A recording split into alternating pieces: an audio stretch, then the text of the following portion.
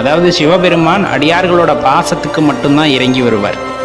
மற்றபடி நீங்கள் கோடி கோடியாக கொண்டு போய் கொட்டினாலும் சரி, நிலங்களை வளங்களை எழுதி வச்சாலும் சரி, இல்லை இன்னும் என்னென்ன ஆடம்பரத்திற்காக செய்ய முடியுமோ அவருக்கு அலங்காரப்படுத்துகிறோம், மற்றபடி அவரை அழகுபடுத்துகிறோம், இந்த மாதிரி நீங்கள் என்ன செஞ்சாலும் சரி, உண்மையான அன்பில்லாமல் செய்யும் போது அவருடைய கருணை பார்வை அங்கு கிடைப்பதில்லை. கிடைக்கின்ற சாப்பாட்டில் முதல் பிடியை அல்லது ஒரு பெரும் பகுதியை எம்பெருமான் ஈசனுக்காக நான் எடுத்து வைத்து விட்டு சாப்பிடுகின்றேன் அப்படிங்கிற அந்த உன்னதமான அன்பு இருக்குல்ல, அந்த அன்புக்கு இறைவன் அடிமையாகின்றார். சிந்தையில் சிவபெருமானை தவிர வேறு எதுவும் இருப்பதில்லை.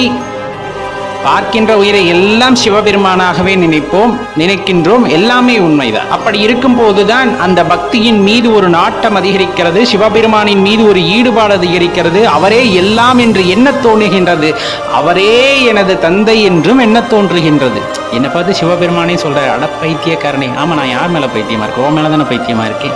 அட பித்தனே, ஆமா நான் பித்தன் தான், ஓ மேலதானே பித்து பிடிச்சிருக்கேன் அப்படின்ட்டு நம்ம அடுத்த நகர்வுக்கு போய்விட வேண்டுமே தவிர, சாதாரண மனிதர்களாகத்தான் இருக்கின்றோம், ஆனால் சாதாரண மனிதனாகவே இருந்துவிட வேண்டும் என்று நாம் இருப்பவர்கள் அல்ல. மேன்மையடைய வேண்டும் என்ற எண்ணத்துடன் வாழ்பவர்கள்.